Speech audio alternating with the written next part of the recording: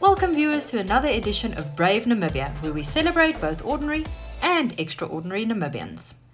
In our first clip today, Kenya Kambowe chats to World View Technology Chief Executive Tjatjara Kaveto in Rundu.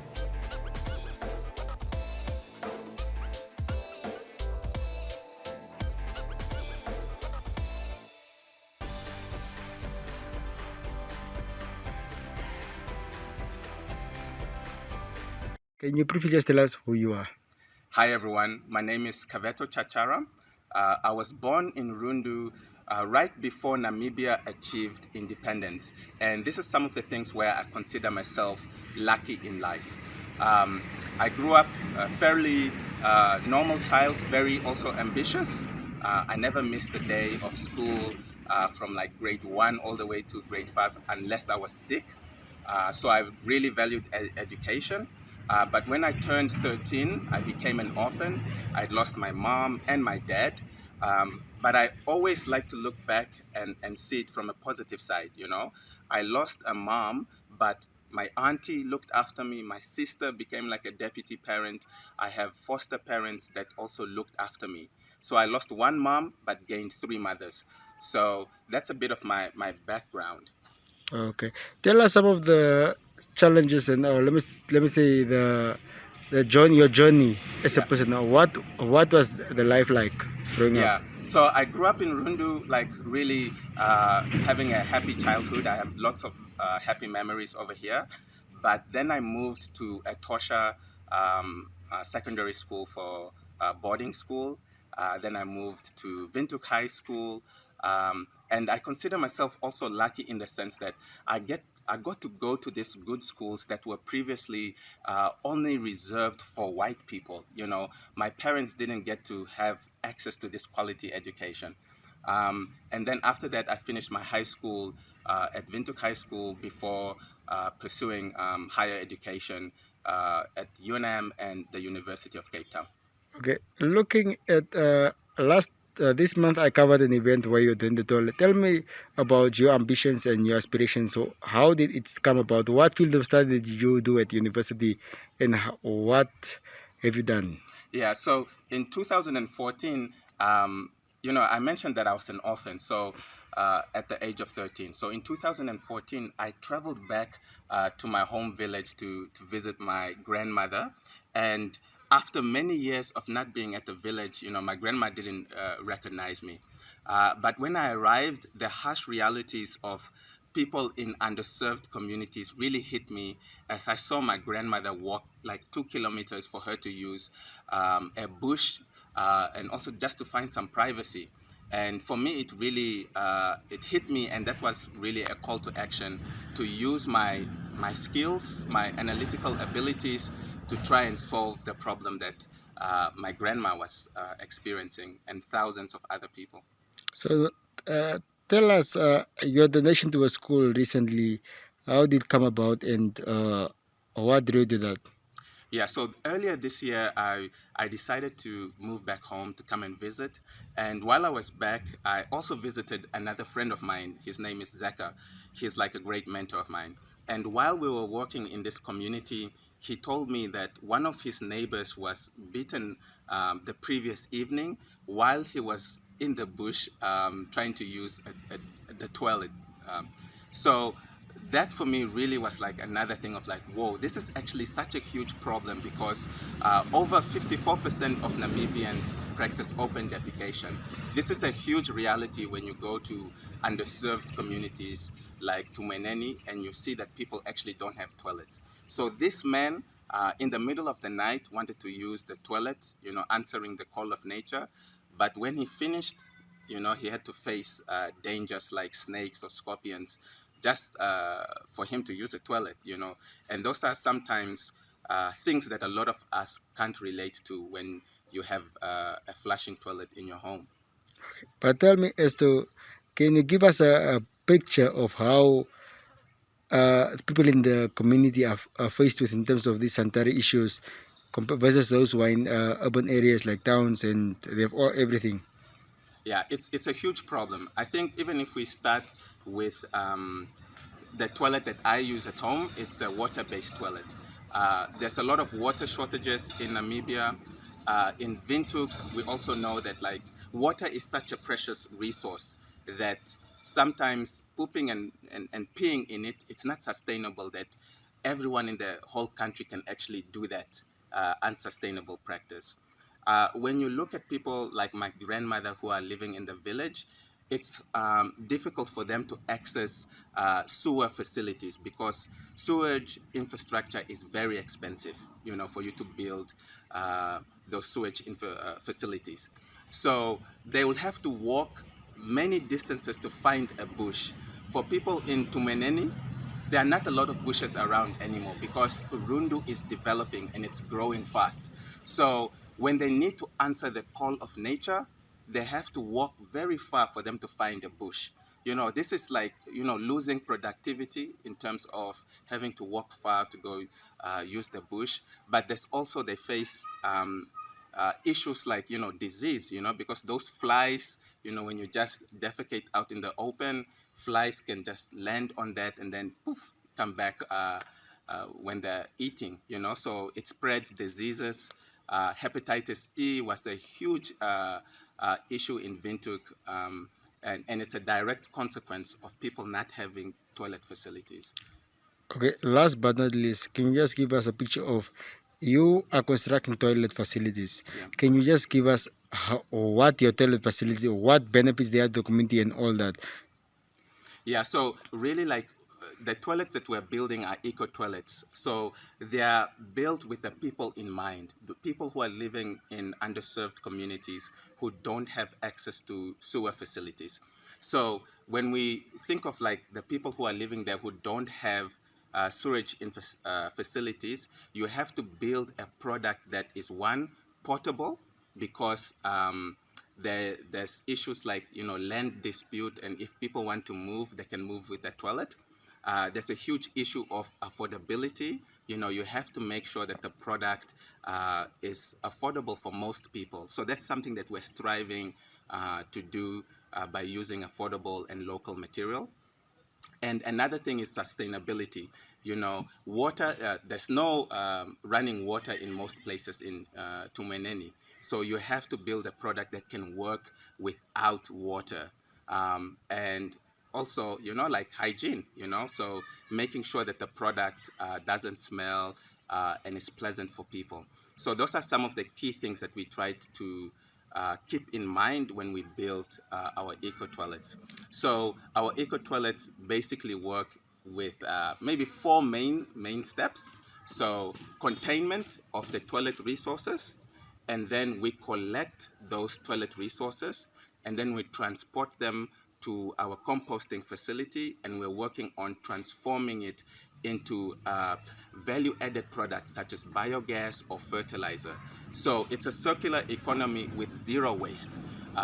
Whereas if you use, you know, a water-based toilet, you have to spend millions of dollars on chemicals to clean the water. Once they clean it, then it comes back into your toilet or your kitchen, and then you poop in it, then they flush it, then you have to clean it away. So it's an unsustainable process. Okay, tell me the response from the public in terms of your toilet. How has it been? Are people buying into your ideas and are they buying your toilets? Yes, I think one of the biggest challenges that we're facing is also behavioral change. You know, when we're working in the communities, we have to be mindful of how, you know, the traditions for the people, customs, you know, how they use toilets, what are some of their thoughts when it comes to menstruation. So a lot of things like that has to be broken down. You know, there's a huge wall that we face in that regard. But we are also receiving a huge response from the people who have actually used the toilets, like the students, the teachers. And the feedback that we're getting from them is, one, they really like it because it increases the convenience for them. They don't have to walk that far anymore. Two, it's a safe environment. You know, some of the young girls now are mentioning that they have a place for them to actually change the sanitary pads. So that's also one of the key things. And three, it's really like the iPhone of toilets, you know. Some of the ladies in the community where we've been providing the toilets have been telling us they spend time in the toilet just looking at the mirror, looking at themselves, also trying to make themselves look nice. And I think it's a noble task for us to do to provide adequate toilet facilities for people. Okay, thank you for your time, sir. You're welcome. Thank you so Okay. much for this interview. Okay.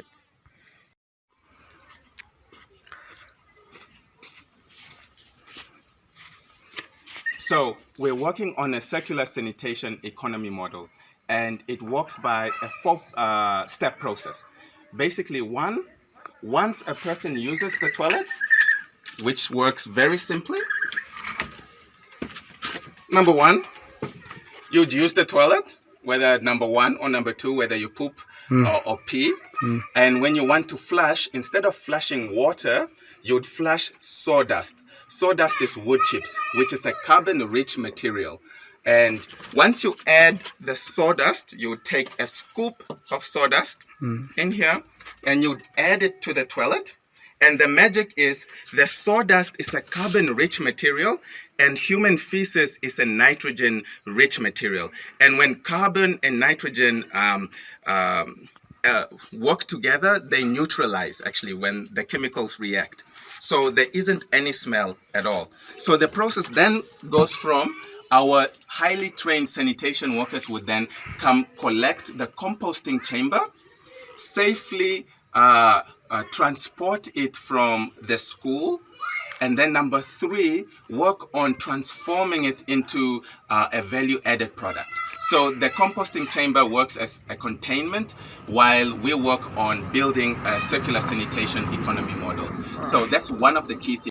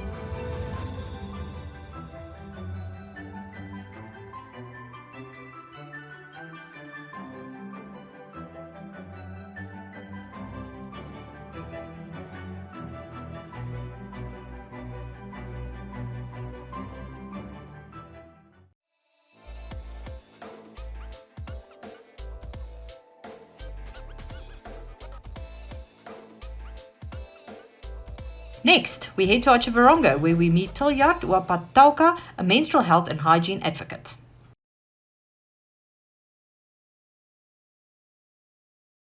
My name is Tjatjara Kaveto, and I'm a teacher here at Rundu Primary School in Otjiwarongo.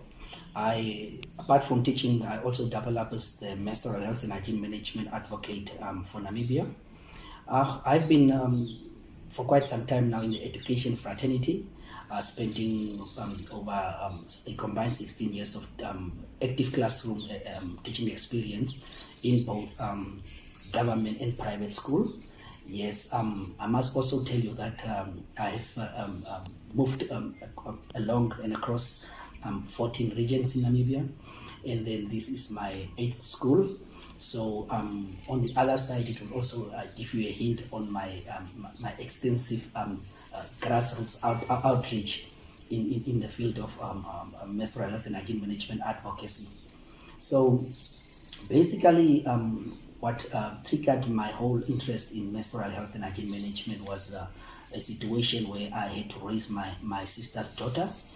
I spent a lot of time with her until she reached puberty, and I had to learn a lot from her, as in realia of physical, observing certain challenges that she would face from time to time. And again, being a teacher at where I started my teaching career at Federal Primary School in Mondeza, Swakopmund, where we had to deal with learners who some at times had to be on their own, with either orphans or from impoverished communities and so on. So you must understand that this spells out a lot of challenges when it comes to access and availability to sanitary products. So that is how I get first-hand information on how to then be able to speak out for them and find sustainable solutions to their plight. So and that is where I find myself in today, as being one of those leading this advocacy from the male perspective. What we do actually is that in my advocacy is that I'm addressing a period shame, poverty, and stigma through inclusive education, advocacy, and policy. Now, when you look at inclusive, the term inclusive is very important at this stage. Why? Because with inclusivity, we are including both genders to tackle this advocacy from various angles. And as you can see, a man who is again spearheading this advocacy. So inclusivity in schools, we also include the boy child when it comes to menstrual health and hygiene management, because what you have to understand is that sometimes when girls do menstruate or get their periods for the first time, this happens in classes where we are, in schools where we are. And once we don't include our boy child or the boys in this advocacy, they will be the one ridiculing the girls. And then at the end of the day, due to the stigma, strong stigma factor, you will see that our girls do not want to come to school at the end of the day. And yet, if they don't come to school, you know what this means. It means that we are not going to develop Namibia. We are not going to be the nation that we want to be at the end of the day, because our women are lacking or are missing out on education. So, let me look at the three pillars then. Policy, for instance, we look at policy decisions because we find a lot of gaps in our policies, especially that addresses menstrual health and hygiene management. For instance, we don't even have a standalone menstrual health and hygiene management policy in Namibia. So these are the policies that we want to advise. And then we look at, for instance, education. Education now, we come to the situation where with my partners, we established and developed and published actually the first of its kind on the Namibian landscape, the menstrual health and hygiene management educational comic booklet titled My First Period. This booklet has proven to be very successful, especially with our girls in schools, as an aid or to bridge the gaps in our curriculum, and also in the textbooks that are available, especially when you look at the hygienic part of menstruation, not the biological part where we teach our girls, especially on the 28-day cycle or the 30-day cycle or whatever, but we talk about how to take care of yourself during your menses, what to eat, which exercises you can do, your pressure points, the period tracker, which is very, very important, and also that how to wash, how to take care of yourself during menstruation, the usage of pads, and then also educate them on the reusable sanitary pads. And then this is education. Then we look at advocacy. In advocacy, where service is enshrined, is where we look at the availability of sanitary pads. We believe that we should promote rights or choice-based, should I say, menstruation, where that if one of our girl child wants to use a menstrual cup, she must be able to have access. It must be available and it must be access. If you prefer a tampon, it must be available. But if you prefer a disposable pad that is on the shelf, let it be available and accessible. But if you then prefer a sustainable product like a reusable sanitary pad, it should also be available. So that is actually what we look under under service. And also, just to add on, is that I've been busy now on WhatsApp. I collected about a number of life skills teachers across Namibia.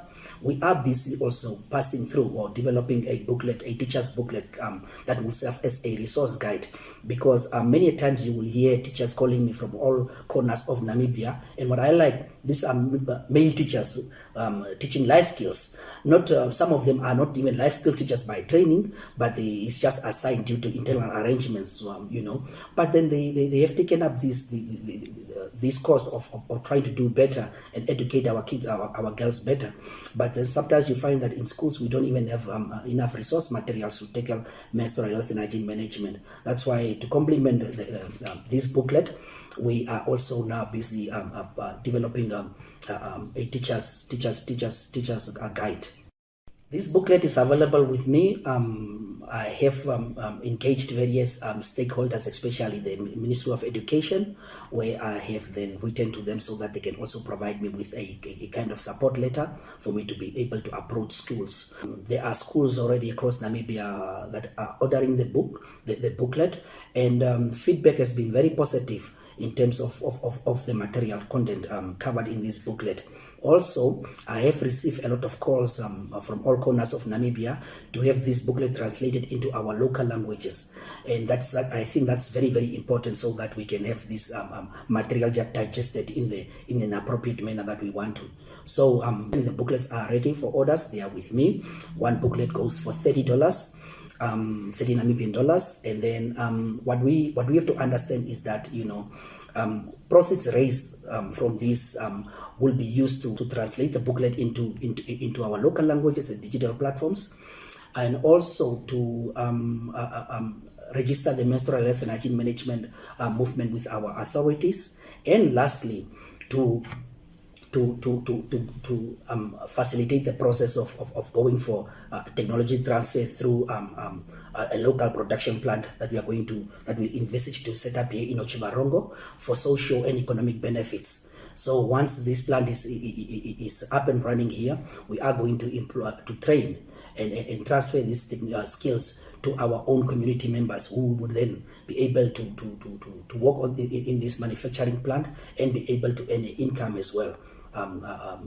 And also we are addressing the situation of unemployment in that sense. I just want to urge the stakeholders and all parties outside there that this is not a one-man show, or we'll have a one-shoe-fits-all approach.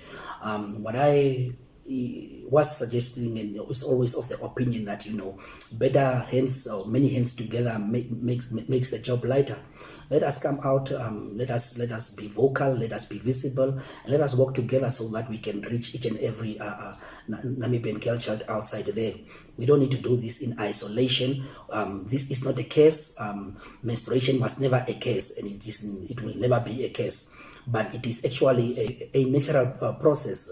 Also, in that vein, assist our female counterparts in passing through their menses with dignity and happiness, so that they can fulfill their roles in the development of our nation.